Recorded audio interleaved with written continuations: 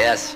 Milo, what are you trying to do to me? I just got a batch of invoices from Green Eagle, and I gotta tell you, Bill, you've got a lot of guts charging prices. Columbo, what the hell are you doing? Oh, just a little phone demonstration, sir, to show how a man who's already dead can appear to be alive. Your little joke was not funny. Wasn't meant to be funny, sir. Oh, no.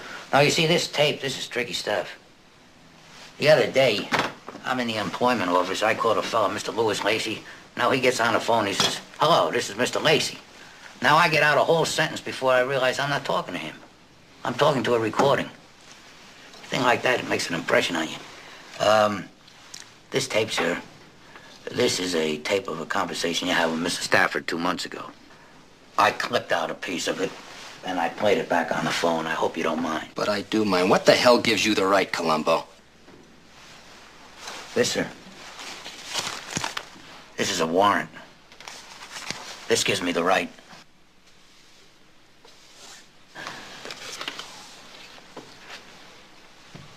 I also found the spot on the tape that you clipped out before.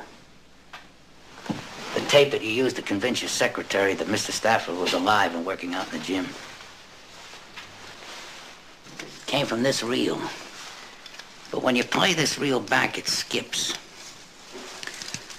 From the end of the previous phone call to the point where your secretary tells you that Mr. Stafford is on the phone. But in between, there's a spice mark. You see it? Now, I figure what's been clipped out, that's the part where Mr. Stafford said, "Hello, Jessica, this is Gene Stafford. Can I speak to Mr. Janis?" Something like that.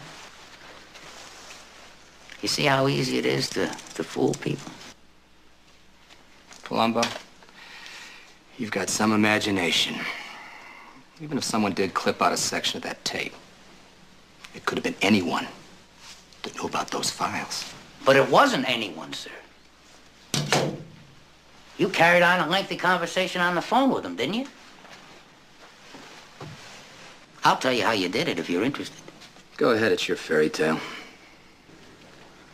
When you came home, sir, after you murdered Mr. Stafford, you went into your study and you pushed down line 6901. Then you dialed 6902, knowing that your secretary in the living room would answer the phone. She picks up the phone. Naturally, she recognizes Mr. Stafford's voice. Now, you come out of the study, you take the phone, and you stage this imaginary conversation, even to the point of planting the idea that he was working out with exercise equipment. Did I? Yes, sir, you did. And you did something else, and this was smart, and I give you credit for this. You removed the bulb on the phone in the living room so that the line wouldn't light up. Because if 6901 lit up, the people there would know that you were talking from the phone in the study. Guesswork, supposition, more cigar ashes.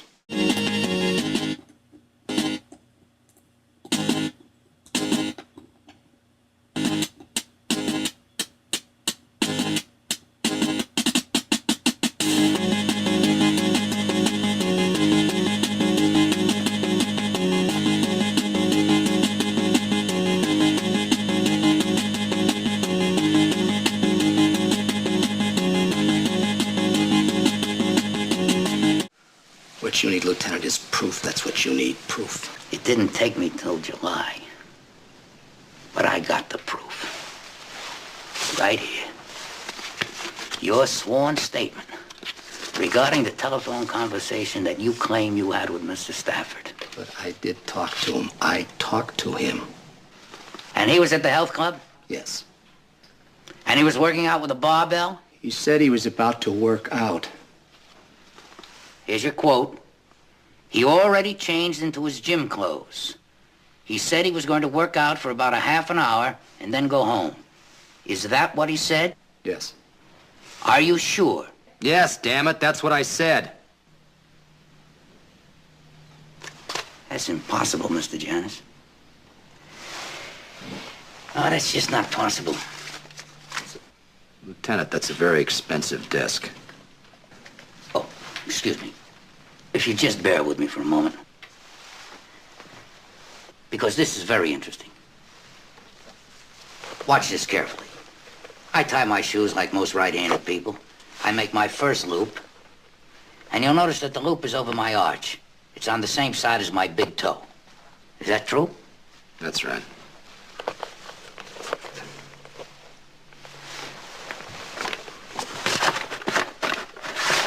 Just bear with me, sir. Well, that's my lunch. That doesn't mean nothing. Here we are. This is an old sneaker of mine. Now, I turned that sneaker around just like I was going to tie somebody else's shoe. I do the laces the same way, and I make my first loop. You'll notice that the loop is now on the opposite side. It's on the side of the little toe. Here, it was on the side of the big toe. This is the exact reversal of this. Is that true? Yes, Lieutenant, that's true. See, I knew there was something about these shoelaces that was bothering me. I just couldn't put my finger on it. Oh, yes. Look at this photograph. This is a picture of Mr. Stafford's sneakers. It was taken when the body was discovered. You'll notice that the first loop, which you can always identify, it's the top loop. The first loop is on the side of the little toe. Now look at this shoe. This is Mr. Stafford's shoe. I found it in his locker. Now this is the interesting point. When I tie my own lace, the first loop is on the side of the big toe. When Mr. Stafford ties his own laces, the first loop is on the side of the big toe. This matches with this. However, when I tie somebody else's shoe, the first loop is on the side of the little toe, and this matches with this. There's only one conclusion. Mr. Stafford did not put on his own sneakers.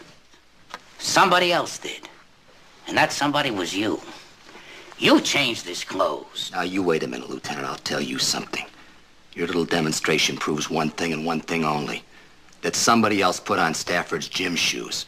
But the fact remains you can't prove that I did it. It could have been anybody. It could only be you. By your own admission, it had to be you.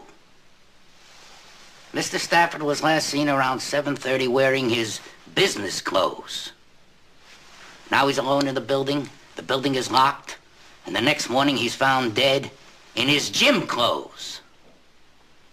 And at 9 o'clock the previous evening, 9 hours before the body was found, you and you alone knew that he was in his gym clothes. You said so. You swore to it in front of 5 witnesses. How did you know he was in his gym clothes if you didn't change the clothes?